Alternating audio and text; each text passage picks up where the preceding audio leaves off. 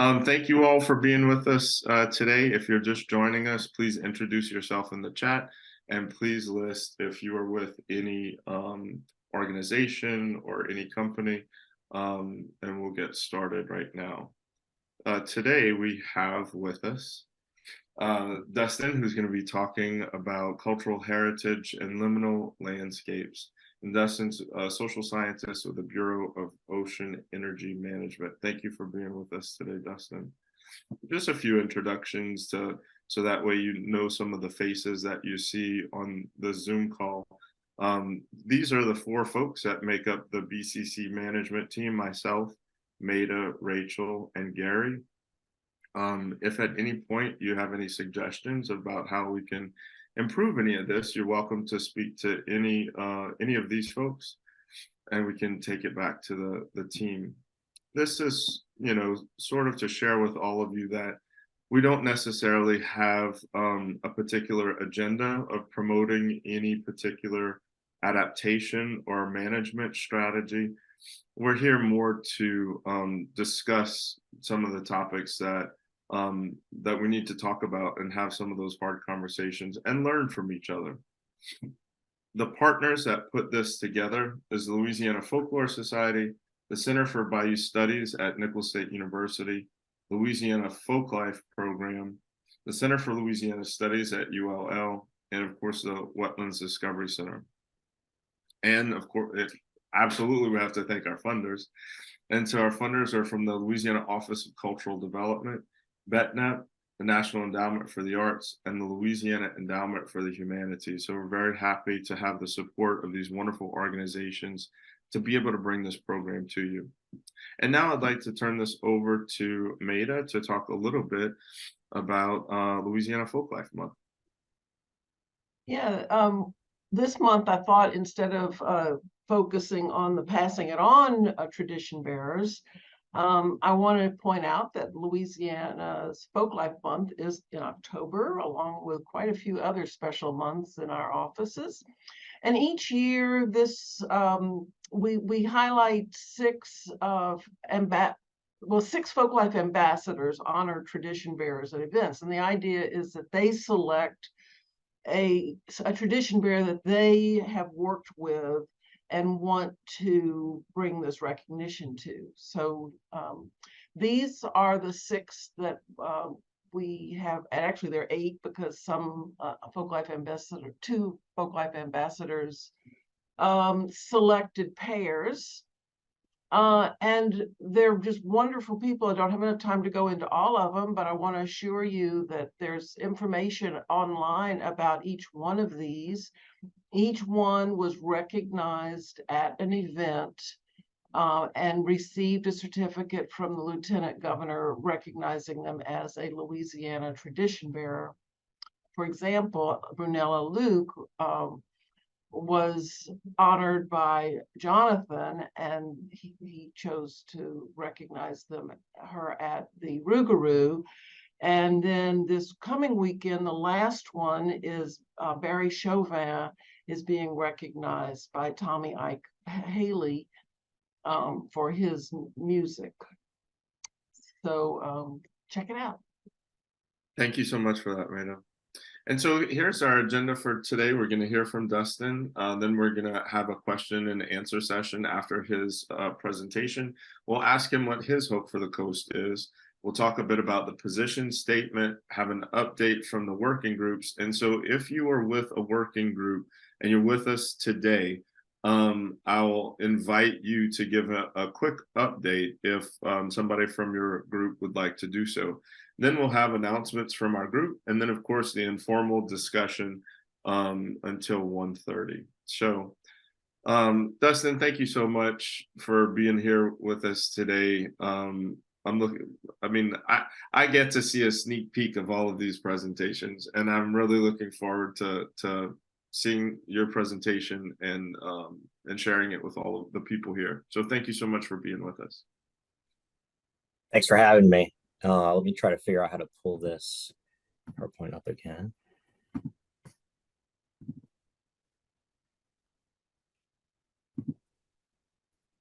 Can people see that? Excellent. All right. Well, before I begin, I just want to apologize in case I mispronounce any French names or places. I have a hard enough time with English, so French. I've tried taking the classes, and I don't have a good ear for it. So, my apologies. Just to start off, I wanted to get a few definitions out of the way. When we're talking about cultural heritage,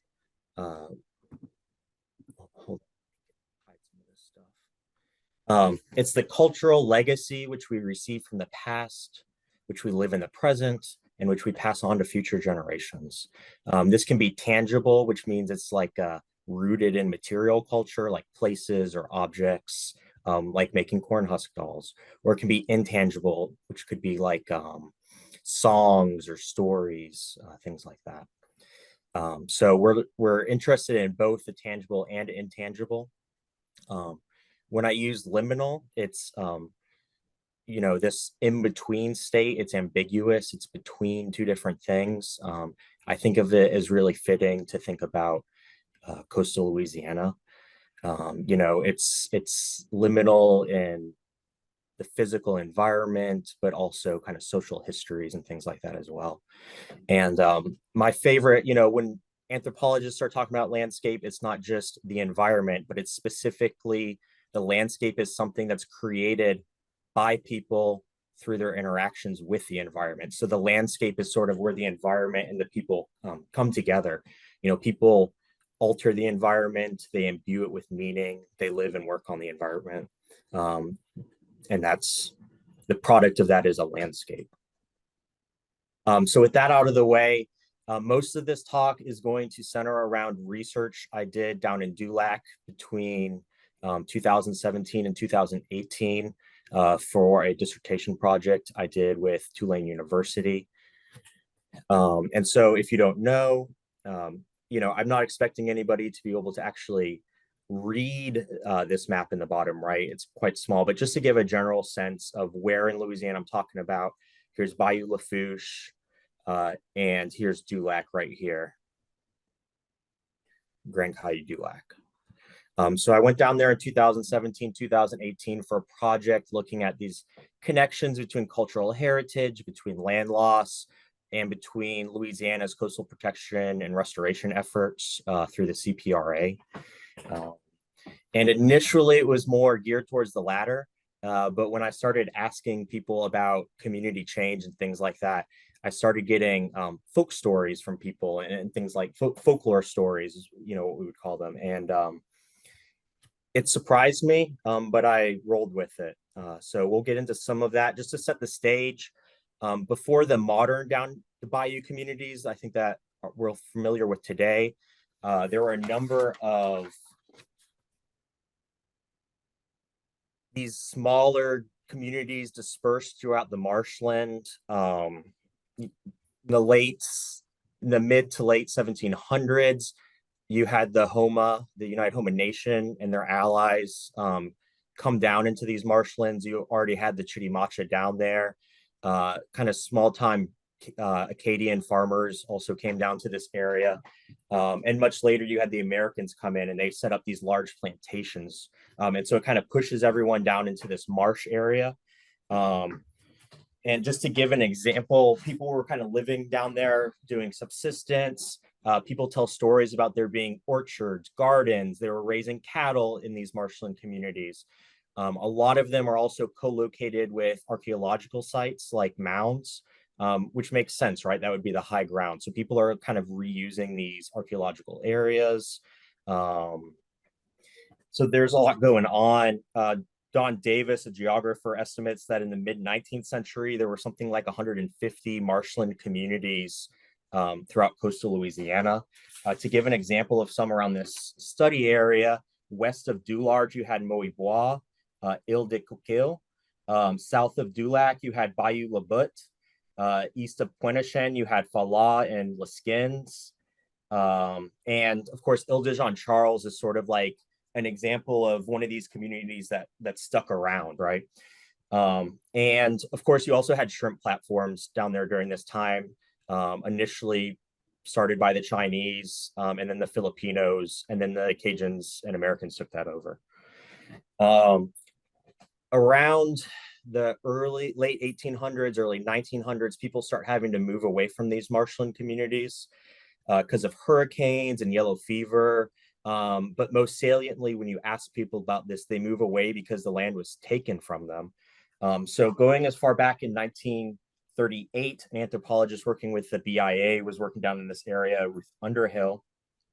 And in a letter to the BIA, she sort of highlighted all the different ways in which land was able to be taken, mostly from the indigenous people, but also from these kind of small time Cajun farmers as well.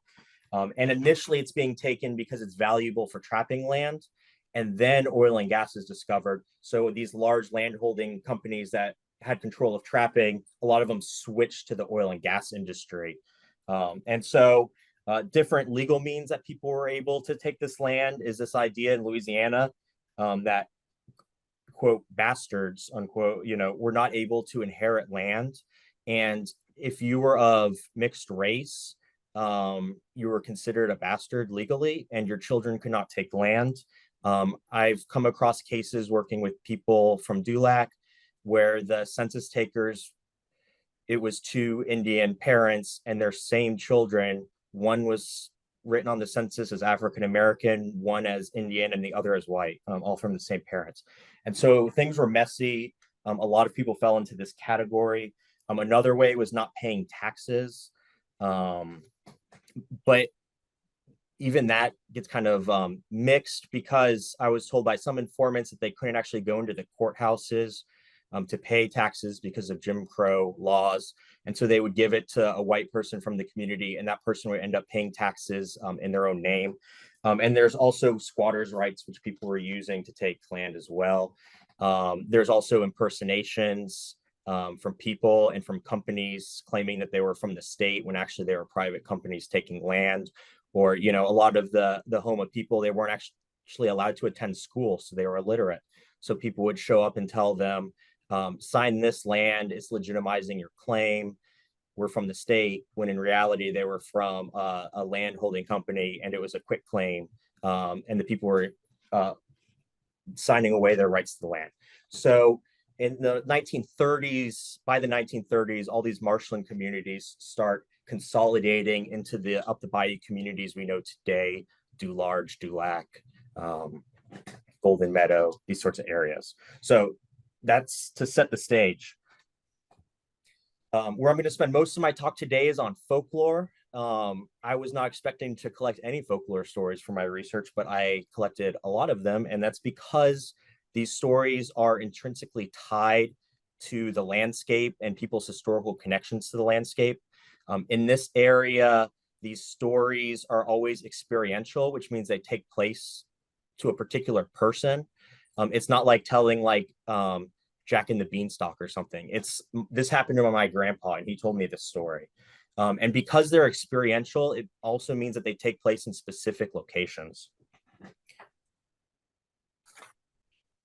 And so some of the most common stories down the bayou are ghost stories. Bayou Sally, which I'll get into later, is sort of a well-known haunted road that connects Cocodrie and Dulac. A lot of people tell me they won't drive down Bayou Sally at night because of all the different ghost stories. Just to give some more examples, I'm going to be giving a few examples as I go to kind of illustrate these connections between these folklore stories people are telling and connections to landscape and past villages in the marshlands and things like that. Another one is in Dulac. There's the Karloff Cemetery by the Bayou Hardware Store. There was a larger mound associated with that cemetery, and it was leveled by one of the homeowners there to elevate his property to build a house on so it wouldn't flood. And multiple people told me this story, that his pool, which he built where the mound used to stand, was haunted. And if you jumped in, you could hear people screaming. And that was told me quite a lot. That sort of same story was told to me about a place called Bayou Go to Hell, which is south of Grand Caillou Dulac. And And there's other stories down around this area, like Bayou Go to Hell also has related stories about rougarous and ghosts. There's a story which I collected, which I also refound in a collection that Maida Owens did, about they'd tie their boats up to the side of the bayou, and they'd put their anchor down, and they'd wake up and the anchor was untied and back on the boat. And so they'd put it down and then it was untied again. So, there's like a rougarou or a ghost moving it. People told me various things about how, especially like the people from the United Homa had very interesting things to say about these like ghosts and spirits. So quoting one person, back in the day, back when grandpa and them was, they said they wouldn't go outside at night. If they had to go out to the outhouse, maybe, but as far as sitting around a fire and stuff like that, they said they wouldn't do that because of the spirits. They believed in the spirits and stuff like that. Another person said, my dad told me, leave the spirits alone. They won't hurt you. It's the living you got to worry about. And another person told me that her elders had told her that as Indigenous people, they walk with the spirits after she had told them about encounter she had along Bayou Sally. Another figure is the rougarou, which is more commonly shown as like a Cajun werewolf, but it's much more ambiguous. When I was down in Dulac, it could be a dog or an owl, a cat, or a spirit. So you can usually tell a rougarou by its eyes. Typically, rougarou stories that I encountered were stories where a person was faster than a car. So like you're driving in a car in South Dulac and you see someone walking on the road, and then you get to town up in Homa and that person's there. They must have been a rougarou and turned into a rougarou. And I collected that on multiple bayous. That's like the most common way of people still telling rougarou stories. But here's another one. They said they used to say that they had this man. He was a man and he could turn into a dog or whatever. One time his brother gave us this story, believe it or not, but he said he had to cross a bayou, and that was below Quinneshan. He said you had to cross a bayou, and he said his brother was on one side of the bayou, but it was a dog that he saw. And then all of a sudden the dog jumped in the Piro. It was his brother. So you kind of have this interesting thing going on where people are south of Quinneshan, where there used to be people living, and there are no longer people south of Quinneshan. And he could tell it was a brother because he could see the eyes, and it was his brother's eyes that he recognized. Another common sort of folklore figure is the fofele. It's like the will-o'-the-wisp, that the flame that leads you off. A lot of people told me they thought it was related to a natural phenomenon like methane gas, but that they don't see it anymore because of all the oil and gas extraction that had taken place. Here's a story about that. The fofele, now listen to this. I was driving in the back of Lafitte. Now my brother, that was before me and one of my cousins, we thought that my uncle would bring my grandparents, my mom's parents, to the camp to come visit us. We can see a light. Oh boy, that light kept on and on, but it wouldn't. My dad said that, I wonder what's wrong with that boat. And then we kept on looking and looking. So my daddy told my brother and my cousins, he said, y'all get out of there. He says, that's a fofele. And they didn't believe in none of that. So they played with the thing. It came close, it went further. It came close, it went further, until they say they saw something that will burn, that made a big flame, and then they went to bed. And that's the only thing I know. So, back of Lafitte, also these sort of like liminal spaces, these landscapes that it's not in the village, it's out in this kind of marshland back of town.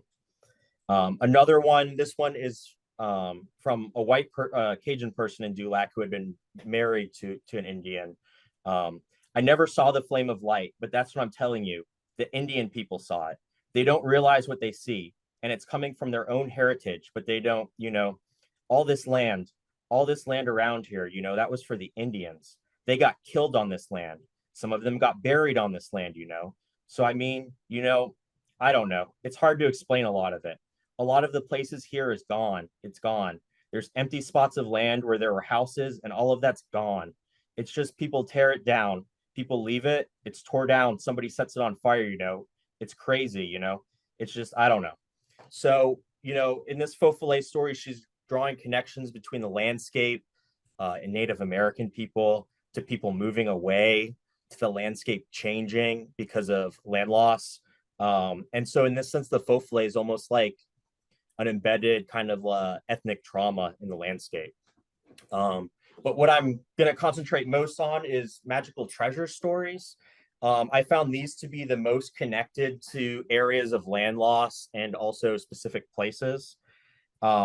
Typically, they're surrounding like either important events like the Civil War. There was a earthen fort down in Grand Caillou, or Lafitte, or some sort of like magical entity. Typically, treasures are talked about being for somebody in particular. So this person says, I can only tell you bits and pieces that I remember from my grandmother, what my mom said.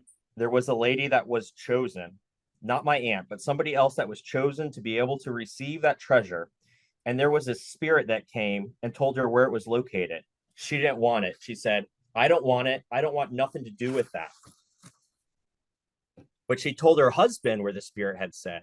So the husband said, I'm going to go get it. So she explained where the spirit had told her, all you have to do is go and with a knife, just scrape off the first layer of ground. It's going to be easy. It's right there.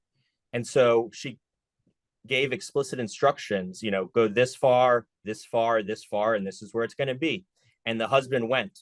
And the way my grandmother and mom said is that he went and he started scraping. And when he started scraping, then the coin, he saw some coins and stuff, and he froze right there. He stayed right there. He didn't come back for a long period of time. So they eventually went to find him. They brought him back home and had to put blankets and everything. And they said it was in the summertime. It was in the summertime, but that he was frozen. He was frozen because it wasn't intended for him. I remember them telling me that.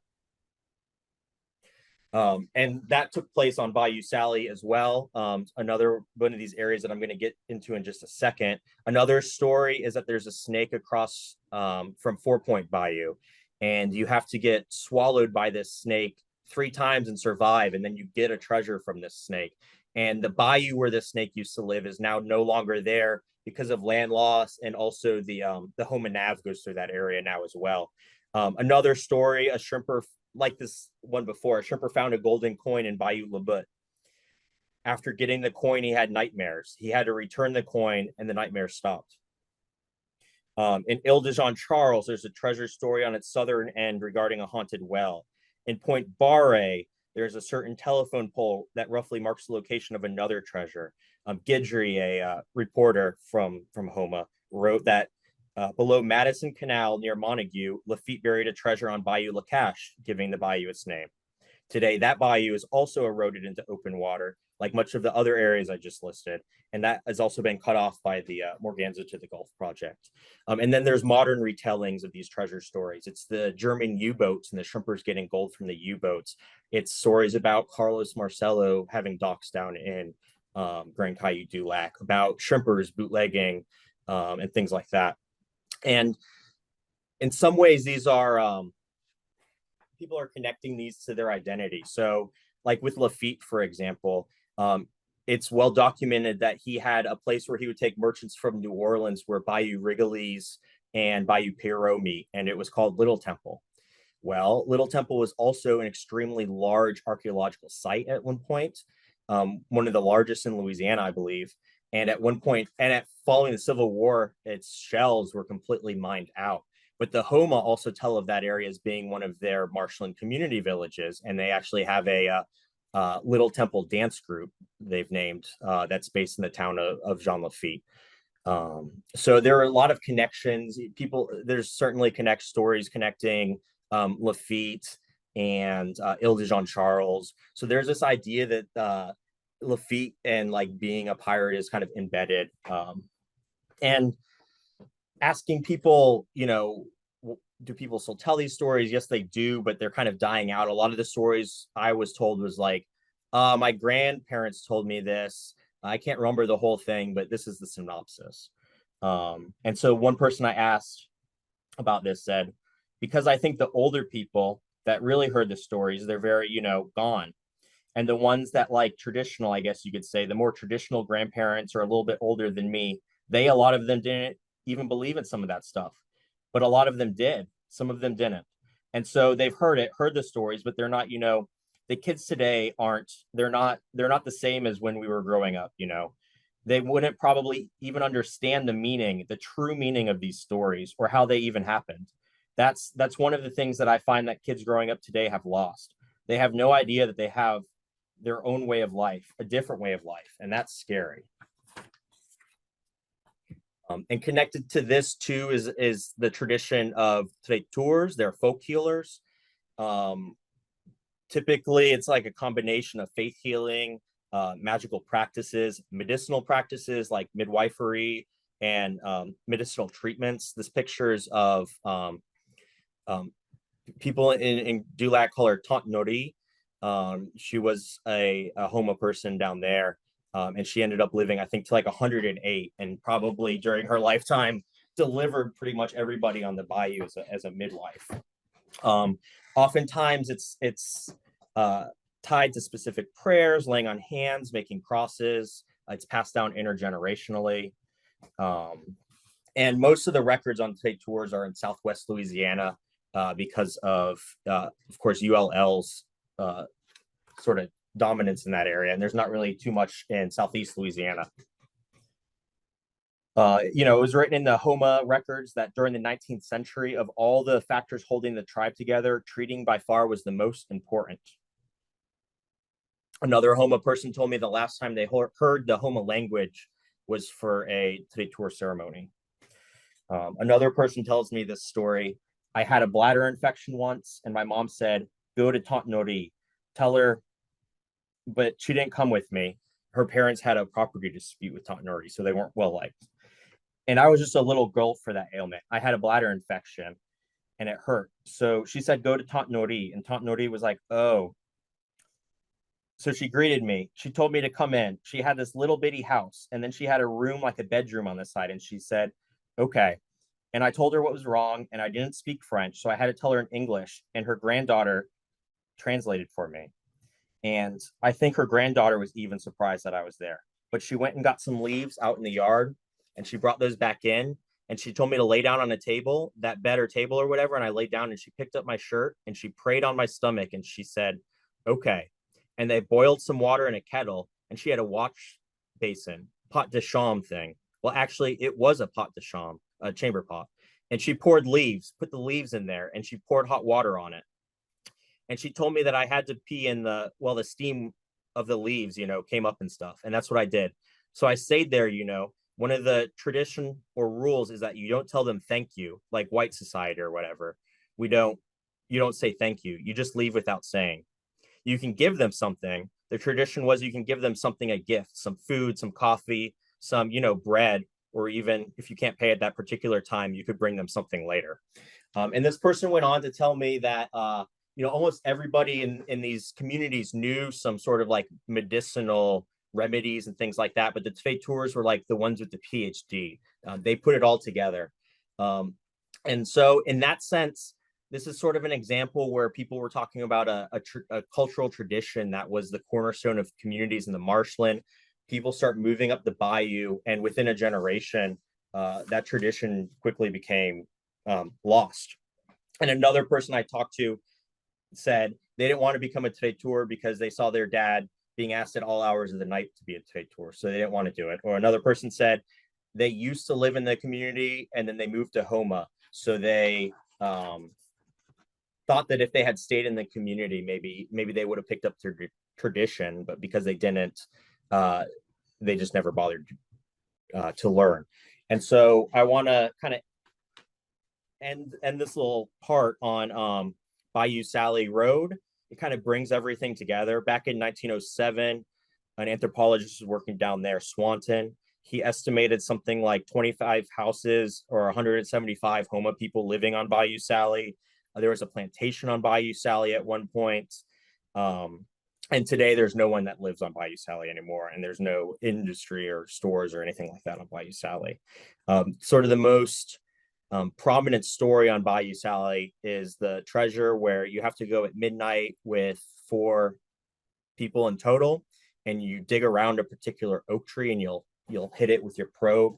And then once you start digging, everybody has to be quiet. And in some versions, you put a circle of salt around everybody. And then either the ghost of one of Jean Lafitte's crew members or the devil himself is going to pop up and start saying all these nasty things to you. And if anybody talks, the treasure sinks back into the ground. So a lot of people have stories about the Bayou Sally treasure.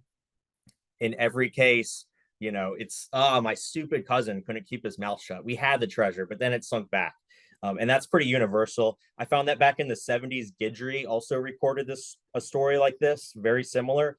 And he was hearing it from a man in his 70s who heard it from his father. So it sort of shows you how long this story's been there. Other stories are like a guy who lived on Bayou Sally back when there were houses there. His family had a party and he chased a dog around the house during the party, and it ended up being a rougarou. Or he would follow his mom home from going to the grocery store, and at every spot, at a particular spot, she'd go off into the woods and disappear. And one day he followed her, and she was leaving bread at a grave, at an unmarked grave, but the grave had a glass top on it, so that you could see down into it. And he thought that if I went back in there, I'd be able to find that grave site. So I think Bayou Sally serves as almost this like Platonic kind of ideal of like, there were all these people here. There's all these stories connected to the Bayou Sally. Still, it's one of the most talked about places when you're asking about stories. But now nobody lives there today, highly eroded. You have the line of dead oak trees as you drive down. And so just really quickly, thinking about other forms of cultural heritage, there's like arts and crafts, palmetto huts, weaving palmetto baskets. You see the boys in the middle with the bird traps, shrimping and fishing, very much tied to people's identities, passing food around between family members, what we would call like subsistence, giving a bag of shrimp to your grandma every time you go out or something like that. Religious events and places, the walking of the cross down Grand Caillou Road, which kind of unites all the churches there on Good Friday. You have the St. Mary statue, which I don't think it moved. I don't think it's there anymore in Cocodrie. And then you have things in Dulac like the St. Kateri Mass, where they do a smudging ceremony in the Catholic Church, and then they do the traditional Homa dance, and they're carrying sacred objects like woven baskets and shrimp nets. And you have the Knights of Columbus there, and you have Father Rock giving a sermon in French. So these really kind of interesting connections that are taking place here that it's hard to think about all of these different things coming together in that same way in a different time or place. And you have certainly gatherings and culture events, the annual powwow, all the different fishing rodeos, people getting together to play Pedro, everyone's Meemaw going to the Knights of Columbus Hall to play Bokino. All of these are very much tied to, specific communities and things like that. Food, again, relating back to shrimping and fishing, people having gardens, people passing food around within communities at different events, places like the Grand Caillou Mound. The Cure d'Ars Chapel was they called it the Indian Chapel down in Dulac. And then when the Vietnamese came, it was kind of their rec hall when they were facing a lot of racism from the shrimpers down there. One of the shrimp owners kind of gave them a rec hall to hang out at. It's no longer there. And you have the Sculpture Garden, which is tied to things now like the Blessing of the Fleet and other festivals and Nicholls State. And you have traditional ecological knowledge. And, this is something too that I think isn't talked about enough, in that people are always advocating for traditional ecological knowledge in resource management on our coast. And, we need to incorporate traditional ecological knowledge, but then also talking about things like relocation and whatnot. So I think traditional ecological knowledge is very much being rooted in particular social networks, but also in particular places. So yes, we should be finding ways to incorporate traditional ecological knowledge, but to do that, we also must realize that it's rooted with people living and working in particular places. So, certain people advocating to move and things like that, you're going to lose that traditional ecological knowledge, which could be really valuable for, resource management. And I'm not going to belabor to this group, but I just wanted to say, communities aren't physical things or just physical things. They're social relations that draw on shared identity and a sense of place. These are at threat here from land loss and storms and disappearing infrastructure, outmigration, economic situations. And so just to kind of emphasize that, this is the best case scenario from the recent master plan. This is full funding with low economic or low environmental change. And finally, I am here as a member of BOEM, as a Bureau of Ocean Energy Management, and we have an environmental studies program. And just this year, we're kicking off a new study called Cultural Heritage and Traditional Knowledge of Vulnerable Coastal Landscapes. We haven't even had the kickoff meeting yet, so it's like the planning of the planning right now. But the idea behind this is, when people down the bayou say, I'd rather die than move away, it's not because of the booming economy. It's not because of the wonderful educational opportunities. If you've been following all the fights to keep schools down there, it's because people have a very strong cultural and familial connection and sense of place to these areas. And so, looking at sort of examples of cultural heritage I just blew through, we're going to be trying to look at that throughout all of coastal Louisiana. And sort of idea is that instead of looking at coastal Louisiana as a blank environmental landscape, we're going to be repopulating it in the context of specific peoples and histories. How does that land hold meaning to different communities, and just trying to kind of untangle what I see as a big data gap in terms of thinking about people living in the coast. So with that, thank you very much. And sorry that I think I went over time on that. No, you're perfect, bud. Thank you so much for being with us and sharing that with us. Do you have a slide with your contact information? I sure do. Oh, that's great. If anybody has any questions for Dustin, please let us know. And Gary, you've got your hand up. That was awesome, Dustin. Thanks for sharing. Can you hear me okay? I can. One thing that I appreciate you doing the readings that where people were describing their experiences. Thanks for sharing that. That's intimate. What I can't tell is when you talk about the traiteurs, your sense of, is that more of a tribal tradition or more of a Catholic tradition or more of an end of the road in Louisiana tradition? Like what is at the heart of that? Because I'm from Eunice, where there are traiteurs, but they're hardly ever connected to tribal traditions up there. So it seems a little special here in the Southeast. I would say it's a mix of everything. And I think when you really start digging into things like the Rougarou in Southeast Louisiana, I think the way people talk about the Rougarou is distinct from the way people talk about it in Southwest Louisiana. And I think because you have more of a mix of indigenous peoples who probably already had traditions like this, and it's commingling with like French words and French traditions. So when I was down there and living in Dulac, there were indigenous traiteurs, there were Cajun traiteurs, but I think I mostly collected it from the indigenous peoples because that's mostly who I was working with. But also, when you go back and you read the bid for federal recognition from the 80s from the HOMA, they're saying this is the single most important tradition keeping our tribe together. So it definitely has like an importance, I think, in terms of even like political organization and the ways you're thinking about things like that. While I have you, the other thing that I was touched by was when you talked about traditional ecological knowledge and people leaving and their sense of place. And the other slight poignancy that I see in people is, okay, if you're really connected to a place, it might be okay to leave, like your body dies and okay, you're away from your place.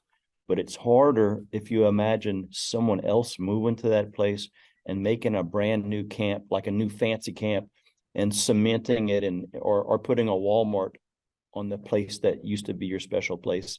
To me, there's something that puts that fear in people here too. Like if you're gonna leave and everything dies, okay, but if someone comes and spoils your special place, that's even harder to take. Yeah, I think you could make connections between that and what happened with carving up the marshlands as well. I mean, certainly those are all along the same sort of lines. Talking about the marshland communities with people, people would say, I can't go and visit where my grandparents were because it's not there anymore. And then they would make connections to like to Dulac or, Pointe-au-Chien or places and be like, I don't know if my grandkids will be able to come and visit these places in the future where I lived. Thanks, man. Honora? Yeah, thanks, Dustin. This is really a great talk, and I'm actually going to try to read your dissertation. Sounds like it'd be fascinating. My question is about this study you said you're about to kick off, and I'm just curious what the hope is to use that study for. Obviously, I don't think you are looking at it to be just a study to sit on the shelf, and is it going to be used to make management decisions or for some other purpose? Yeah, so through our studies program, I don't know how I'm gonna have a hard time not getting in the weeds, but basically we have a lot of subject matter experts within our agency, and they identify data gaps that our agency has when thinking about coastal issues related to our mission. And one of these data gaps is cultural connections to place. When we're thinking about people that live on the coast, the people we might affect the most by our outer continental shelf activities, but also part of the cooperative agreement is that it's intended to give benefit to state agencies as well. So for our kickoff meeting, we have Maida Owens joining us from the Folk Life program, and we also have Chip McGimsey joining us from the State Historical Preservation Office. And then I'm sure as we get into this, we'll try to broaden it out more as well. So basically, there's not a good collection of like, what's the cultural heritage on the coast? A lot of it's taken as a given. The last big synthesis of coastal Louisiana we could find was something similar to this project done by Nick Spitzer back in the 70s for the National Park Service, and not really much sense. Thank you for that, Dustin. Now I'll take the share back, and I'd like to ask you, what is your hope for the coast? My hope for the coast is, looking at the BCC get off the ground, and then all these different things that are spitting out from the BCC, which I think Maida's about to get into, us launching this new project. I feel like there's a lot of momentum right now, and I'm just hoping that we can keep the momentum going, but also steer it in a way where it's useful. Yeah. And it makes people feel like they did what they wanted to do. Thank you for that, bud. Thank you for your presentation. We all really enjoyed it. Thanks. So this is a message about our position statement. If you haven't signed on to it, you can scan the QR code there and sign on. So far, we've got 105 individuals and 25 organizations. And of course, you can find that information at the website at louisianafolklore.org. I'd like to ask if anybody would like to give an update on the French language preservation group. I think I saw a few folks who might be able to update us on that. David, are you with us and have any updates? Yeah, I'm here. Okay. No, not really. We still had a very successful meeting back on the 7th. And as a matter of fact, you might be familiar with this new media group, I guess you'd call it, Télé Louisiane, that started a couple of years ago, and they started an online French and English newspaper called Le Louisianan. And I just had an article published in there today talking about the summit we had, and bottom line is we just have to produce more French speakers. That's there's no two ways about it. You have to figure out ways, not only for children with immersion, but outside of immersion classes, and just getting people practice their French as much as possible and learning French. So yeah, I might put a link in there. We can put it in the chat for y'all to see that. But our next meeting is on the 14th.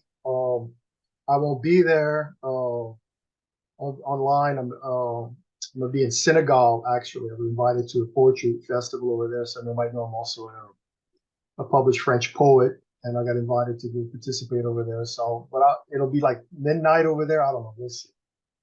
It depends on how things go. But I'm really excited to go back to the homeland of a lot of our ancestors, and maybe some of mine too. You never know. You never know who's that family tree of yours. Yeah. So yeah, so I'm excited about that, and continue to work and figure out our next steps, going forward. Sounds good. Thank you so much for that update. Cultural and coastal planning. I'm not sure if Theo is with us or if anybody from that group would like to give an update. If not, the next meeting is Monday, October 30th, and then on the 13th. If you're interested in that group, I'm not sure if Tracy or Haley are with us today. If not, their next meeting is Thursday, November 16th. If you're interested in information about preparing receiving communities. Is Lauren with us today? And if not, then you can meet with them on Wednesday, November 15th. And I think this may be our last one, protecting collections, PUD. Not sure if you're on the call today. But if not, they will meet the week of November 13th. They're pulling for a new meeting date and time. So stay tuned for that. If you're interested, you can reach out to PUD at that email below. We're happy to have Haley with us for the next Bayou Culture Gathering. That's going to be November 17th. And so she will be talking more about what their working group has done and a little bit information on preparing those receiving communities. So very thankful that she's going to be there with us. Anybody have any announcements in our group that would like to share with the whole team? You can raise your hand and be acknowledged, or if you'd like to post them in the chat, that's fine too. Nothing being heard. Just a little bit information on the Culture and Climate Conversations. That program, we did, there have been 3 of them so far. Rougarou Fest was one of those. And we had a wonderful time doing those presentations. And I believe we've got 3 more coming up. And then Maida, will you tell us a little bit about the Community Voices Project? Yes, we are so excited about this one. Well, one of the principles that the Bayou Culture Collaborative is committed to is to help have diverse voices participate in our conversations. And so the Community Voices Project will have people from marginalized communities participate in the working groups. And one of the people who have already accepted, Sabina Miller, is here, I see. And and I'll use her as an example, that she lives in Thibodaux. And Thibodaux is definitely a receiving community and will continue to be a receiving community for a long time. So we have invited Sabina to participate in the receiving communities working group. And we have money for 10 different people, and we're in the process now of inviting people, and real excited about this.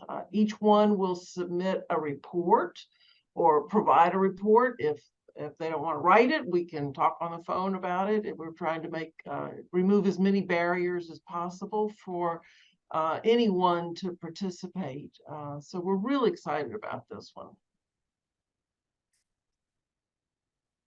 I see Sabina raised her hand.